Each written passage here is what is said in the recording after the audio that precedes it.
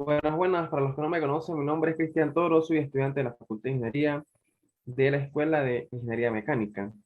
En esta oportunidad le vamos a hablar sobre la soldadura. Este seminario cuenta con dos participantes, el cual es mi persona, yo como nombre Cristian Toro, y el compañero Rafael Valero, que se encuentra en la cámara.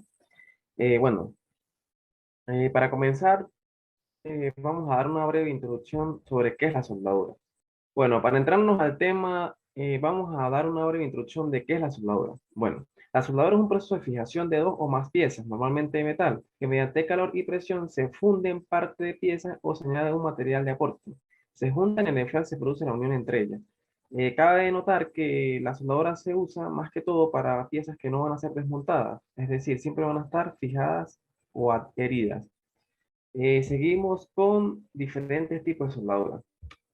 Bueno, como el primer proceso de soldadura, la soldadura de fragua, algunos métodos modernos de soldadura no implican derretimiento de los materiales que son juntados. Uno de los más populares, la soldadura ultrasónica, es usada para conectar hojas de alambre finos hechos de metal o termoplásticos, haciéndose vibrar de alta frecuencia y baja y alta presión. El equipo y los métodos implicados son similares a los de la soldadura de resistencia, pero en vez de contener corriente eléctrica, la vibración proporciona la fuente eléctrica de energía. El soldar metales con este proceso no implica el derretimiento de los materiales. En su lugar, la soldadura se forma introduciendo vibraciones mecánicas principalmente bajo presión. Este tipo de soldadura se usa comúnmente para hacer conexiones eléctricas, aluminio o cobre, y también es muy común en procesos de soldadura de polímeros o de plástico.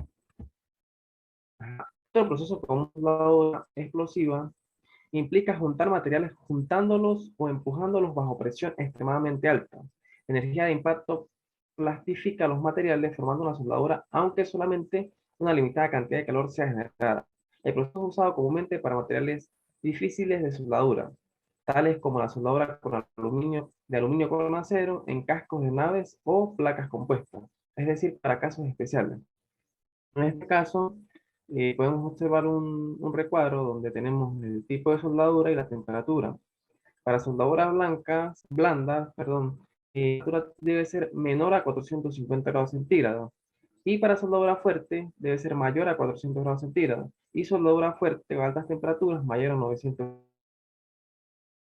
grados centígrados. Ahora vamos a definir qué es la soldadura blanda y fuerte. Vamos a ver esto por acá. Ok. La soldadura blanda y la soldadura fuerte son procesos en los cuales no se produce la fusión de los metales base, sino únicamente del metal de aportación. Bueno, teniendo esto en cuenta, definimos la soldadura de arco, que es una de las que se usan más comúnmente. Entonces, se trata en realidad de distintos sistemas de soldadura que tienen en común el uso de una fuente de alimentación eléctrica. Esta se usa para generar un arco voltaico entre un electrodo y el material base, que derrite los metales en un punto de soldadura. Se puede usar tanto corriente continua, CCC, como corriente alterna, AC, e incluyen electrodos consumibles o no consumibles, los cuales se encuentran cubiertos por un material llamado revestimiento. A veces la zona de la soldadura es protegida por un cierto tipo de gas inerte o semi-inerte, conocido como gas de protección, y en ocasiones se usa un material de relleno. Continuamos con la siguiente lámina. Ajá. Este tipo de soldadura puede ser utilizada para la manufactura, la construcción y algunas reparaciones. Cabe destacar que es útil en casos de metales con 4 milímetros de espesor o más. Para metales más delgados se usa por lo general soldadura MIG. Eh, Ahora vamos a exponer sobre las fuentes de energía. Bueno, el tipo de corriente usado en la soldadura de arco también juega un papel importante. Los electrodos de proceso consumible, como los de la soldadura de arco de metal blindado y la soldadura de arco metálica con gas, generalmente usan corriente directa o corriente continua, por lo que el electrodo puede ser cargado positivo o negativamente, dependiendo de cómo se realizan las conexiones de los electrodos en la soldadura. En caso de cargar el electrodo positivamente, genera mayor calor en el mismo y como resultado la soldadura resulta más superficial, al no fundirse casi el material base. Es decir, el material base es poco fundible. Si el electrodo es cargado negativamente, el metal base estará más caliente, incrementando la penetración del aporte y la velocidad de la soldadura. Los procesos de electrodos no consumibles, tales como la soldadura de arco, de gas y electrodos de tungsteno, Pueden usar ambos tipos de corriente directa, así como corriente alterna. Como en el caso antes citado, el electrón positivamente cargado causa soldaduras superficiales y un electrón negativamente cargado también provoca soldaduras más profundas. En caso de utilizar corriente alterna, al invertirse constantemente y rápidamente la polaridad eléctrica, se consiguen soldaduras de penetración intermedia. Una desventaja de la corriente alterna, el hecho de que el arco se anule a cada inversión de polaridad. Se ha superado con la invención de unidades de energía especiales que producen el patrón cuadrado de onda, en vez del patrón normal de onda sinusoidal, generando pasos por cero muy rápidos que minimizan los efectos del problema de desaparición del arco voltaico. Vamos a continuar acá con la siguiente lámina. Seguimos con los distintos sistemas de soldadura. Bueno, por acá podemos observar uno de ellos en la imagen. Entonces, uno de los tipos más comunes de soldadura de arco es la soldadura manual con electrodo revestido, que es la que comúnmente se usa en la mayoría de las aplicaciones de unión soldadas. También es conocida como soldadura manual de arco metálico o soldadura de electrodo. La corriente eléctrica se usa para crear un arco entre el material base y la varilla de electrodo consumible, que es de acero y está cubierto con un fundente que protege el área de la soldadura contra la oxidación y la contaminación por medio de la producción del gas CO2 durante el proceso de la soldadura. El núcleo de sí mismo del electrodo actúa como material de relleno, haciéndose necesariamente un material de relleno adicional. La soldadura de arco tungsteno y gas GTAW o soldadura de tungsteno y gas inerte TIC, también a veces designada erróneamente como soldadura ELIARC, es un proceso manual de soldadura que usa un electrodo de tungsteno no consumible, perdón. Una mezcla de gas inerte o inerte y un material de relleno separado, especialmente útil para soldar materiales finos. Este método es caracterizado por un arco estable y una soldadura de alta calidad, que requieren una significativa habilidad del operador y solamente da velocidades de trabajo relativamente bajas. Bueno, aquí en este caso podemos observar un esquema de la soldadura TIC o soldadura de tungsteno. Podemos observar el electrodo, por aquí pasa el gas, y este es la pantalla de gas protector, la boquilla, esta es la dirección de la soldadura, y aquí está el metal solidificado, y ahí por este lado se encuentra el metal fundido. Eh, Seguimos con la otra. Puede ser usada en casi todos los metales solubles, aunque es aplicada más a menudo a aleaciones de acero inoxidable y metales livianos. Se usa en los casos en los que en los que son extremadamente importantes las soldaduras de calidad, por ejemplo, en la fabricación de cuadros de bicicletas, aviones y aplicaciones navales. Bueno, seguimos con soldadura a gas. El proceso más común de soldadura a gas es la soldadura heterosetienténica, también conocida como soldadura autógena o soldadura oxicombustible. Bueno, esta es la soldadura autógena, que es la que más comúnmente se conoce con ese nombre. Es uno de los más viejos y más versátiles procesos de soldadura, pero en años recientes ha llegado a ser menos popular en aplicaciones industriales. Todavía es usada extensamente para soldar tuberías y tubos, como también para trabajos de reparación. El equipo es relativamente barato y simple, generalmente empleando la combustión del acetileno en oxígeno para producir una temperatura de la llama de soldadura de cerca de 3100 grados centígrados, puesto que la llama es menos concentrada que en un arco eléctrico. Causa un enfriamiento más lento de las soldaduras, que puede producir a mayores tensiones residuales y distorsión de la soldadura, aunque facilita la soldadura de aceros de alta radiación. Eh, Seguimos con esta lámina. Aquí podemos observar la soldadura que les expliqué en la parte anterior. Y bueno, un proceso similar, generalmente llamado corte de heticombustible, es usado para cortar los metales. Otros métodos de la soldadura a gas, tales como la soldadura de acetileno y oxígeno, soldadura de hidrógeno y oxígeno, y soldadura de gas a presión, son similares, generalmente diferenciándose solamente en el tipo de gas usado. Una antorcha de agua A veces es usada para la soldadura de presión en artículos de joyería. Ajá. Eh, otra, otra soldadura es la soldadura por resistencia. La soldadura por resistencia implica la generación de calor al atravesar la corriente eléctrica dos o más superficies de metal. Se forman pequeños charcos de metal fundido en el área de soldadura a medida que la elevada corriente entre 1000 a 100.000 amperios traspasa el metal. En general, los métodos de la soldadura por resistencia son eficientes y causan poca contaminación, pero sus aplicaciones son algo limitadas y el costo del equipo puede ser alto. Mi nombre es Rafael Valera y yo voy a continuar hablándoles acerca de la soldadura. Bueno, la zona afectada térmicamente.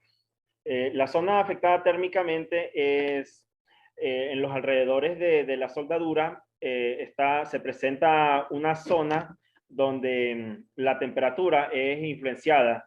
Nosotros tenemos que buscar que esa zona de influencia de la temperatura sea lo menor posible, porque esto puede generar grietas o puede generar tensiones en el material, bien sea por cambio de estado alotrópico, y tenemos que tratar de evitar siempre que el área de incidencia sea muy grande.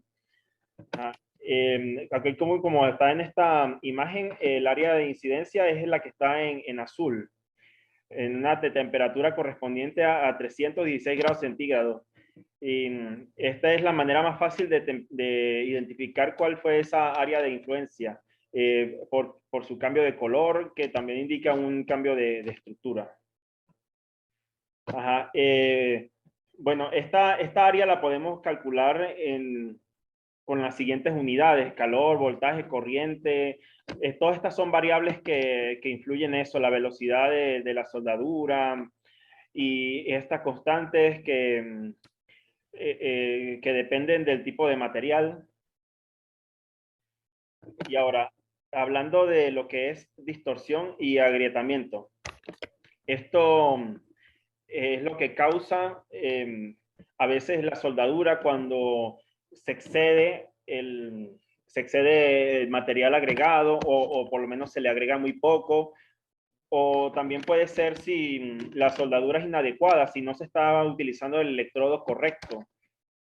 O también el estudio de esta distorsión puede venir por estos cambios de temperatura. Y ahora, hablando de lo que es la soldabilidad. La soldabilidad es la distinta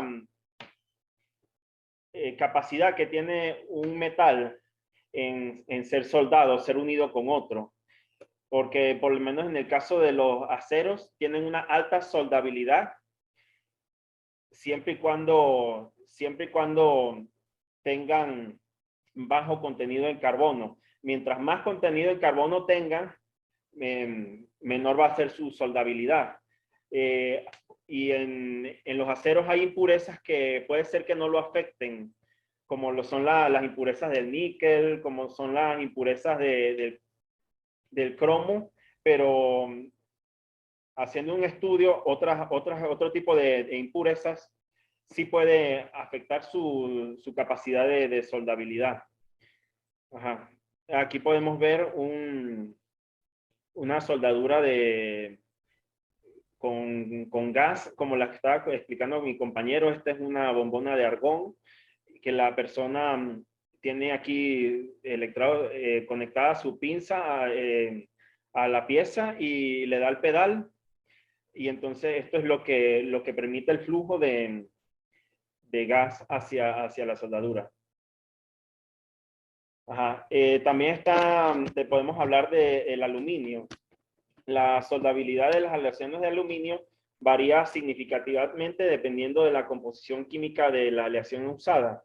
Las aleaciones de aluminio son susceptibles al agrietamiento caliente, y para combatir el problema de las de los soldadores aumentan la velocidad de la soldadura para reducir el aporte de calor. El precalentamiento reduce el agrietamiento de temperatura a través de una zona de soldadura y por lo tanto ayuda a reducir el agrietamiento en caliente, pero puede reducir las características mecánicas del material base y no debe ser usado cuando el material base está restringido. El diseño del empalme también puede cambiarse y puede seleccionarse una aleación de relleno más compatible para disminuir la probabilidad de agrietamiento caliente. También en lo que es la soldabilidad y las distorsiones o agrietamientos que presenta la pieza, está la variable de las condiciones inusuales.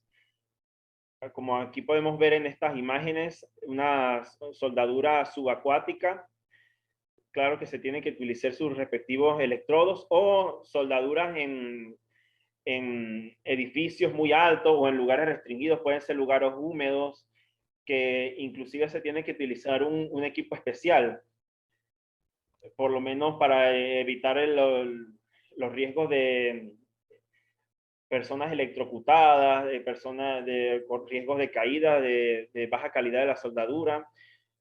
Y aunque muchas de estas aplicaciones de soldadura se llevan a cabo en ambientes controlados como fábricas y talleres de reparaciones, algunos procesos de soldadura se usan con frecuencia en una amplia variedad de condiciones, como al aire abierto o en usos al aire libre, tales como la construcción y la reparación de exteriores. La soldadura de arco de metal blindado es el proceso más común. Los procesos se emplean con gases inertes para proteger la soldadura, mientras no pueden usarse fácilmente en tales situaciones porque voy a cortar esta parte. Porque los movimientos atmosféricos, porque los movimientos atmosféricos impredecibles pueden dar lugar a una soldadura fallida. La soldadura subacuática en la construcción y las reparaciones de naves en plataformas costa afuera y tuberías pueden también ser otras soldaduras comunes en estos tipos de soldaduras subacuáticas. Como la soldadura de arco de núcleo de fundente y soldadura de arco de tungsteno y gas. Hablaremos ahora sobre la seguridad que tiene que haber en este tipo de industria. Primeramente, se debe usar una careta para proteger la visión. Con su vidrio especial, tiene que haber guantes, manga larga, y este tipo de malla para proteger de quemaduras, así como también botas de cuero, botas gruesas. No puede haber zapatos de tela porque cualquier viruta cae y llega y quema el pie, o sea, traspasa el zapato y quema el pie. También esta malla de cuero que protege el tronco, o sea, el cuerpo, es porque en la soldadura estamos sometidos a radiación. Y este tipo de radiación puede dejar estériles a las personas. Esto se llama el delantar. Ajá. Bueno, la soldadura sin las precauciones apropiadas puede ser una práctica peligrosa y dañina para la salud. Sin embargo, el uso de una nueva tecnología y la protección apropiada, los riesgos de lesión o muerte asociados a la soldadura pueden ser prácticamente eliminados. El riesgo de quemaduras o electrocución es significativo debido a que muchos procedimientos comunes de soldadura implican un arco eléctrico o flama abiertos. Para prevenirlas, las personas se sueldan con ropa especial, calzado homologado, guantes de cuero y chaquetas protectoras de mangas largas para evitar explosión de chispas y de calor. Y de unos años para acá está la tecnología de las caretas automáticas, que son estas caretas que el cristal permite mirar bien, tener una vista muy aceptable cuando no está prendido, cuando no se está soldando, pero automáticamente al saltar la chispa, él él bloquea toda esa emisión de rayos que son dañinos para los ojos y que pueden inclusive dejar ciega a una persona o dejar... Ahora pasaríamos a hablar sobre la nomenclatura de los electrodos. Dicha nomenclatura, la más común sería la americana, que consiste en la letra E seguida de algunos números, que aquí genéricamente está identificado con X, con Y. Bueno, esta posición que ocupan las X vendría ocupada por 2 o 3 números que representan la resistencia última. 2 o 3 porque la resistencia de una soldadura consiste o tiene un rango de entre 60 o 120 KSI. Ahora, la primera letra Y vendría a decirnos en qué posición es que se puede soldar con este electrodo. O sea, si tiene la número 1, entonces puedo soldar en posición horizontal, vertical, que es de esta manera. Y se puede soldar de forma plana. Plana es cuando estamos soldando y la pieza está encima de una mesa. Horizontal es cuando, por ejemplo, está en una pared y tú vas a soldar en esta dirección. Ajá. Que tendría un valor desde el 1 hasta el 4, no el 3, solo es 1, 2 y 4. El último número vendría a decirnos cuál es el material de recubrimiento al que está envuelto ese electrodo. Y también nos vendría a decir el tipo de corriente que se puede utilizar. Por ejemplo, estos números van del 1 al 8. Por lo menos el número 1 es un recubrimiento de sodio con celulosa y puede funcionar con corriente directa. El número 2 es un recubrimiento de celulosa con potasio y puede funcionar con corriente alterna o corriente directa, tanto positiva como negativa, y así sucesivamente.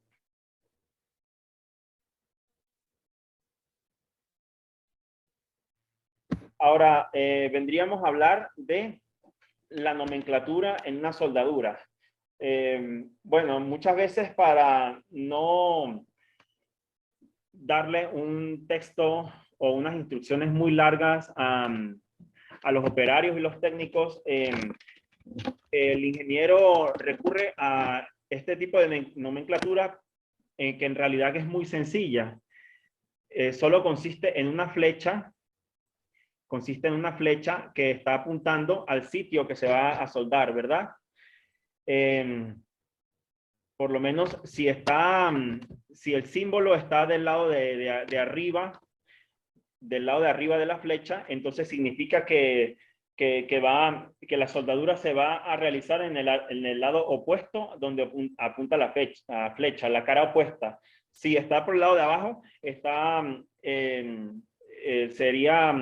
la soldadura se realizaría en la cara completamente debajo, o sea, la que está señalada por la flecha.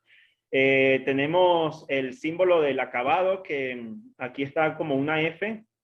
Bueno, aquí no sería más que un acabado, puede ser en cordón, puede ser en filete, puede ser en tapón o muesca, de diferentes formas.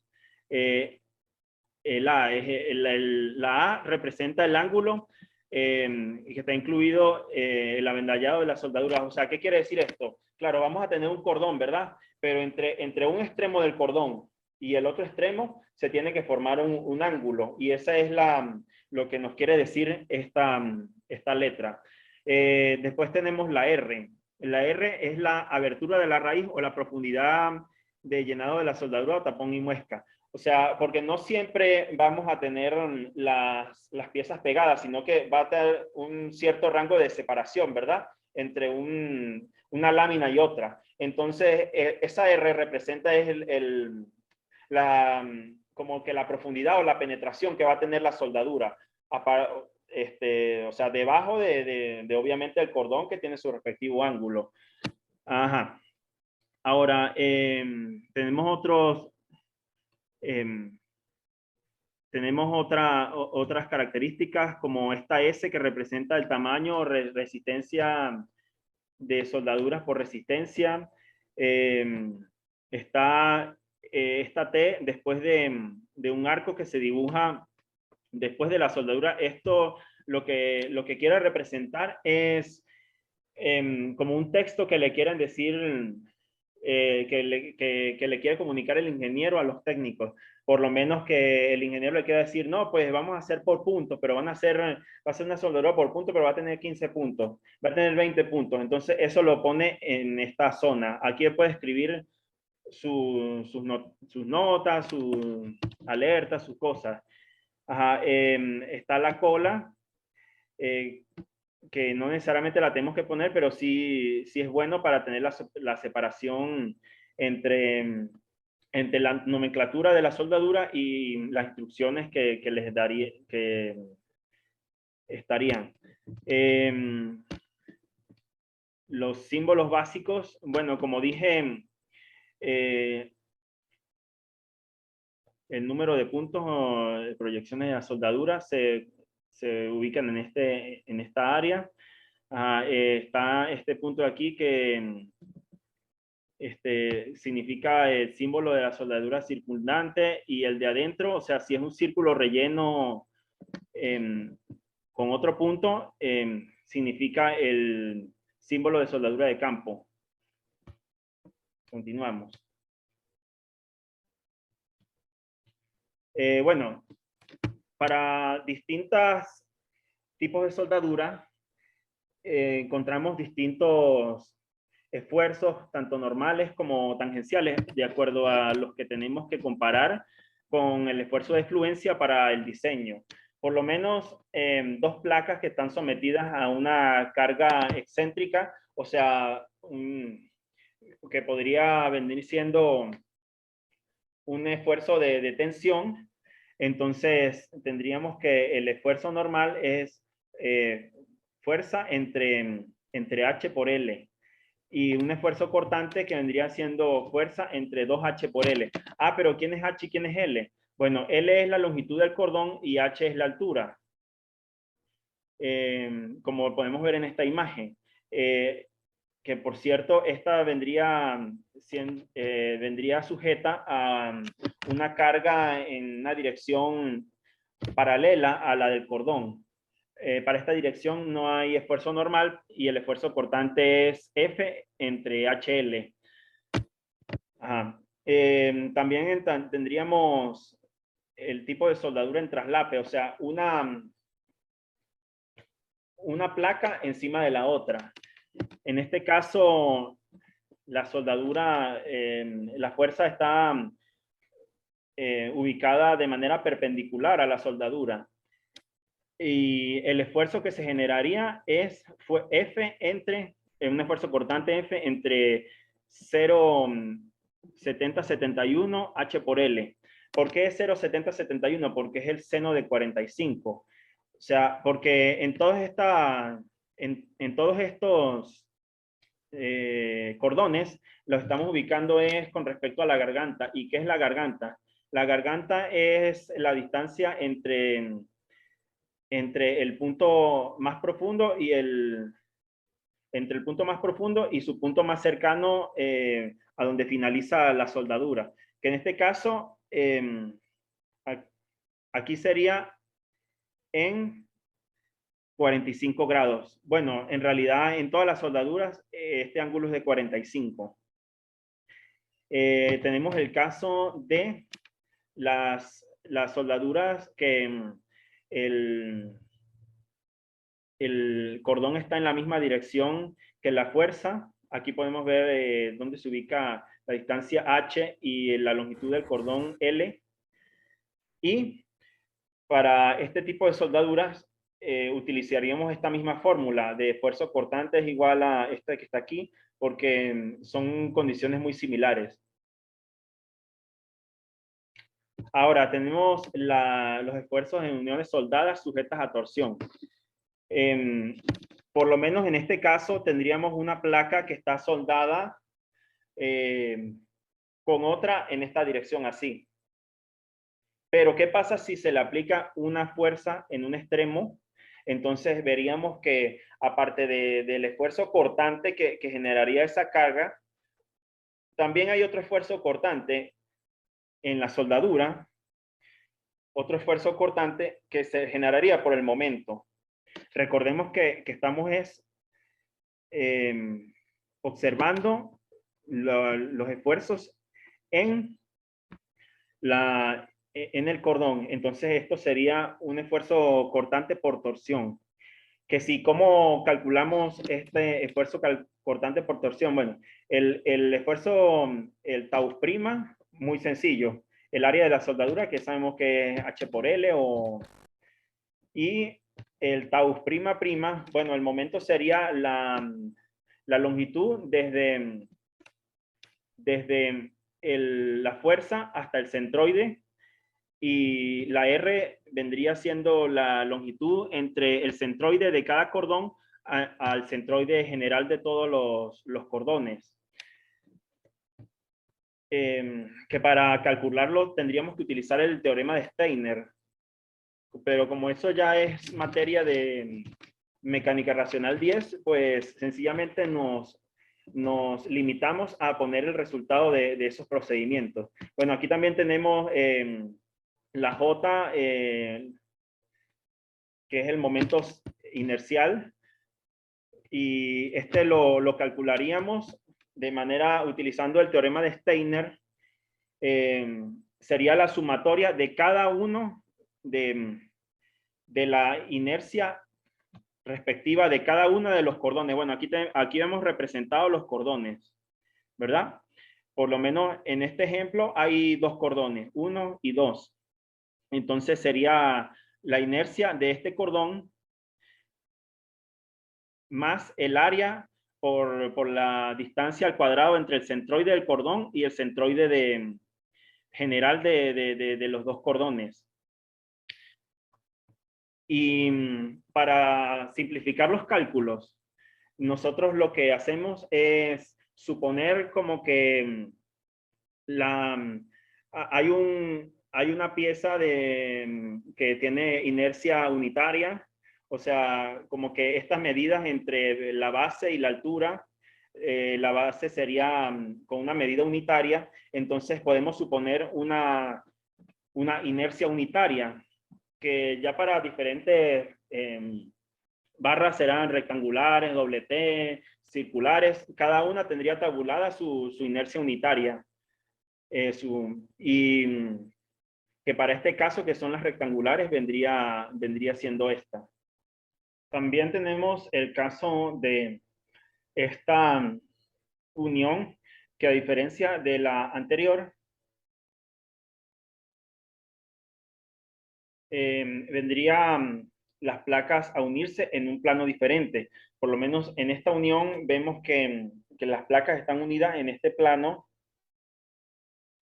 mientras, o mejor dicho, en el mismo plano, mientras que